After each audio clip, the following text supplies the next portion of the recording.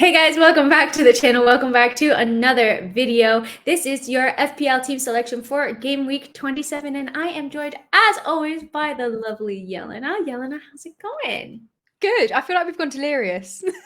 I was just going to say that, yeah, because Yelena and I have been together for an hour and a half already. And we've already recorded a live Q&A on her channel, so definitely make sure to check that out because we answer a lot of really common questions that people have. But in this video, we're going to go through our team selection, and we have very different teams. We have different ideas as well about chip strategy. So I think it's going to be super useful so you guys can hear both sides and basically see which strategy works better for you and for your teams as well. So let's get into it. I'll start sharing my screen. And beautiful, it worked. Cool. So this is my team at the moment. I really hate the defense, but we had somebody in Yelena's stream say that Pau Torres is ready, and so that flag should disappear. He will play. So I'm happy about that. But the main issue, besides the defense, which I just don't even feel like I can touch at the moment, is De Bruyne. He's been one of the worst transfers I made in the history of FPL, and I think it was a bit unfortunate about like how he it looked like a really good transfer on paper. And it was just one of those decisions that kind of didn't work out. And then also the Solanke flag, I'm not too happy about. At the time of recording, we don't know if he's going to be playing in game week 27. Obviously, Bournemouth do have that juicy double in game week 28, which is the main reason why I brought him in. So I'm going to wait to see on him. But strategy for me and what I'm thinking, we were doing the math. I only have 3 players playing currently in game week 29 if I keep my team the way that it is. And something in my gut is just telling me not to free hit in 29. I don't know what it is. I'm just like a little bit hesitant at the fact that there's only 4 fixtures and I don't have a lot of players that are really calling to me. That might change in the next couple of game weeks. I could realistically get to 6 or 7 players that might be a little bit too low, so maybe I just end up free hitting. But my thoughts are I can take De Bruyne out. I can transfer in Douglas Luiz. I can transfer in a Son for maybe a Foden as well. Even a Palmer potentially, but I have a thing with Palmer. That's something else we can discuss. Then I can also upgrade Solanke to Tony, and I shouldn't have any problems with that. That would get me to about 6-ish players taking hits. But what do you think about my team? And maybe let's start more short term. What would you do right now? Because I'm not loving it for this game week. So I think you're in a really strong position, and we need to just have a moment to appreciate the fact that you held on to Bowen all this time and then you got a hat trick. So absolutely ridiculous. Well done. Because we had it, you're just getting praise everywhere. Everyone is so impressed because his ownership must be so low now as well. Yeah, a lot of people had given up. Let me check his ownership. Actually, I have the tab open. He's at 17.4% at the moment, but I'm not sure what it was last week because potentially after his hat trick, it could have gone up a little bit as well. Yeah, I think definitely. it was a little bit lower last week. But I think if I was you, I would hold out for news on Solanke because I think Solanke to Tony is a really, really nice move if we get confirmation Solanke's out. If we don't get confirmation, probably risk keeping him because that double that they've got, obviously the Burnley fixture this week's a really nice one. And then they've got the double, which I think is probably one of the best doubles in the season, like the whole season. So I think Solanke is a hold unless we hear otherwise. And then, I will say, I think De Bruyne to Son. Really, I don't know what it is. It's just been today. I might wake up tomorrow and feel differently, but I just feel like Son is such a good asset to get in. Plus, he's not blanking in 29. There's also the news that Richarlison might be out. Maddison's another option. He's obviously back, he's fit, but I feel like Maddison and Son teaming up together. Son's going to be the one getting the goals. Maddison's going to be assisting him, and I think it's just go big, go for Son. But you have mentioned Douglas Luiz, who you are really keen on. So probably bringing him in, taking out De Bruyne. I know he's been really disappointing though, but there's just something about him where he could come on and change the game. However, coming on in their last game for 6 minutes, then getting a yellow card and a 0-pointer at his price point, can you risk that happening again? Probably not. Plus, he played the full 90 against Luton in the Cup. That's what I'm thinking as well. Like, he played the full 90. And the thing that really messes me up is that he got, 4 assists in that game as well. So I'm like, of course you get in the FA Cup. And I brought him in kind of as like, this pick that I was like, okay, not a lot of people are bringing him in, but I thought it was going to work out, and it didn't. And so I'm between two minds, because I'm like, he played the full 90. So is he starting versus Man United? I don't know. Or is he playing 90 versus Man United? Definitely not. But then also, I'm not super convinced about Man United's defense. And I feel like KDB and Holland have this really good link-up play. Yeah, that is another fear. This fixture, this game week, I think it's quite a nice one to have Triple City. It is just that concern. I mean, I think you could probably just roll, which you might not be happy with. But I think the midfield, if Solanke's out and you bench him, you've got no benching headaches with your midfield, which is quite a nice position to be in. Whereas if you do Solanke to Tony, benching Palmer, maybe, but he is your number one. I wouldn't bench Bowen after his haul last week. Saka definitely not against Sheffield United. And then there's no way you're going to bench any of your City assets. So it may be less is more. Then you go into game week 28 with even more information, 2 free transfers. And then by the time you get to 29, you can maybe take 1 hit to get an extra player, use your 2 free transfers. I don't know. I think we've learned from your team, patience is key. And maybe this is a time to remain patient and just hope and pray that De Bruyne will start. That's the thing. I just want like 8 midfielders and no defense. Yeah.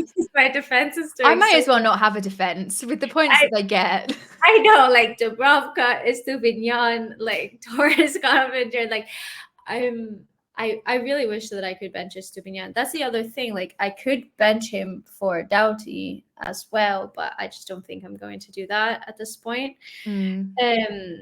So yeah, I'm probably between like rolling the transfer or taking a -4. I don't know, like that Douglas Luiz versus Luton, like I really like that move, honestly. And then I'm also like, oh, I want to get Son in my team. But you mentioned benching Palmer, and I know a lot of people have been selling Palmer, so I think that that's something that's interesting to talk about, because you guys on the channel know Cole Palmer has been my guy in FPL since almost the beginning of the season. I've had him for ages and ages and ages. And so I'm a little bit biased. Like, I just can't fathom selling him. I still think he's a really good FPL asset. He has 10 goals and 7 assists so far this season. He's on penalties. And even though if Chelsea don't play well, I still feel like he could nick a goal. He can nick an assist. There'll be a penalty. There could be a penalty, and I just think like you still need a budget option. So I wouldn't be selling him. I would at least have him in my team, even if it's to bench him. But I don't know. I have a very difficult time benching him. Yeah, and also we've seen in the past where people have benched him, and then he's like the Luton game, he went on an absolute mad one, and everyone was like, but then with that, I think, why would you bench him against Luton? I had a little sympathy there, because they've got the worst expected goals conceded, I think, in the league, which is an argument for Douglas Luiz. But the only issue, I think, with Luton is it is a home fixture for them, and at home they do seem to be a lot stronger, and they suddenly become this team that can like beat the top 6. It just comes out of nowhere. But yeah, I think Palmer's a really tricky one, and I think maybe because of his price point, we all kind of are a bit more flimsy about benching him, whereas a Saka, no matter what, I'm never going to put him on the bench because it's so much money and you have these high expectations, whereas Palmer is kind of, I think he's been the best budget option this season. But because of the price, we don't necessarily take him as seriously as other players. Yeah, no, absolutely. And so Yeah, for me personally, I'm not benching him this week. I think if you have other midfield options, a lot of people have really, really stacked teams. Like I do have Solanke out, but if I had a Tony, for example, then I would probably be looking to bench Palmer as well. Yeah. But I think those are the main things that I'm looking at this game week. My defense, I'm kind of putting up with it until I wild card.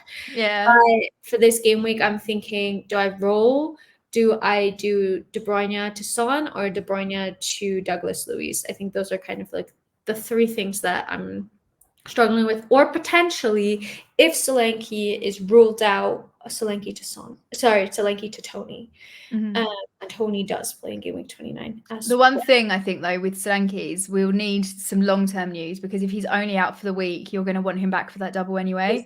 So Exactly. that again may be one where you just kind of suck up not having Tony for a week. It's against Chelsea as well, so we won't be happy if he hauls. And then roll. I think I'm leaning towards rolling, but let us know in the comments what you think out of the three options Ellie Yeah, should do. let us know. I'll put like a comment or something so people Yeah. can let us know. But that's my team. Let's take a look at your team. I feel like it's in a way better position than my team is, to be I honest with think I you. think you always look at everyone else's team though and think it's better because I look at this and I'm like, oh, I've got double Newcastle defense. But it's bench, so like you can bench Dubrovka. That's Yeah, fine. that is true. Go for Areola against Everton, and then the thing that's kind of pushing me towards the triple Newcastle is just because it's the home fixture. They're so much stronger at home. That's why I've played Gordon. If it was an away fixture, I'd easily bench Gordon this game week. I had a bit of a benching headache. Obviously, He-Chan is now injured, which has made selfishly my team selection a lot easier. So I put him on the bench. I was tempted to replace him, but then I'm in a position where I have to probably bench Palmer. Yeah, probably just Palmer really out of them, or bench one of my front three, which I'm never going to do. So the defense, I think I would be quite tempted to go double Arsenal because they've just been absolutely incredible, and we've seen Gabriel at the moment getting those attacking returns. But I think as it stands, I'm probably just going to roll. I won't even give in to my own Son transfer. As much as I'd like to bring him in, I think I'd have to downgrade Trippier to someone like 4.5 and then probably do He-Chan up to Son. But I think for a hit just for one game week, it's not really worth it. So I'll wait and see. And I did go for a phase where I transferred out Son and he was a fairly quiet for a few weeks. And then I think he got a hat trick. It was 17 points, I think. So that I have been burnt by him in the past, but I think I'm going to try and play it safe, roll a transfer, and then go into game week 28 with a bit more, I don't know, confidence in whatever I end up doing and hopefully not taking a hit. It just like really helps when you have that extra transfer that you can be like, okay, I'm going to make two transfers, and you kind of feel like you're making more moves with your team, or you can even kind of do a mini wild card and make Yeah. transfers and only have it be a -4. Mm. And I really like your team. Like I think it's not like you have bad players starting or any glaring errors. That I'm like, oof, I really don't think that there's a possibility. Like with Trippier, there's always the possibility that he's going to get attacking returns. Mm. As well with Palmer, same. So you just never know. So I think that your team looks really good.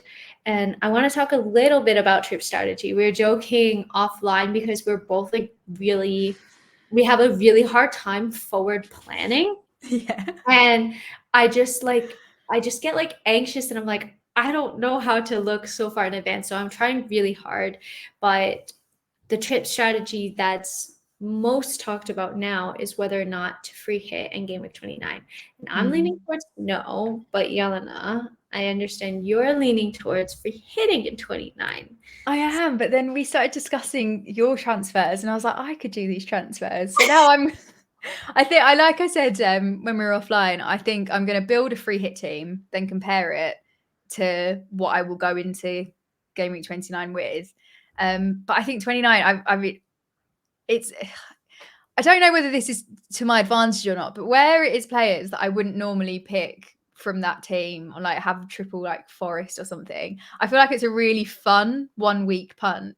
But you Yeah. made the very good point. What if it's low scoring? Then I might just be better off keeping like if Tony hauls that game week and then I also bring in Son and I have another Spurs player, I could actually end up having a team that still gets a massive like or not massive, but like a decent score whereas I've gone for kind of the dregs of the other teams just because it's fun. And then they end up being really, really low scoring as well. And then at least if I have the decent players, I will want to keep them long term. So I think at the moment I am leaning towards free hit 29, but I need to. I don't want to, but I'm going to have to make a chip strategy to figure out when else I would use it. I know that's the thing because I'm thinking, okay, there's probably doubles in game week 34 and 37. I think I'm probably going to bench boost in 37. I want a wild card before then. Obviously, the closer you can to wild card, like closer you can wild card to your bench boost team, I think better because it kind of sets yourself up. But I feel like my defense just needs absolute work. So it really depends on that. But I'm looking to wildcard maybe 30, 31. Yeah. Maybe I can hold off a little bit longer. I don't know. And then depending on the doubles in 34, maybe I would free hit and game week 34 potentially and try to take advantage of those doubles. But we still just don't have so much information about them. I think that's going to be another double and potentially blank game week as well.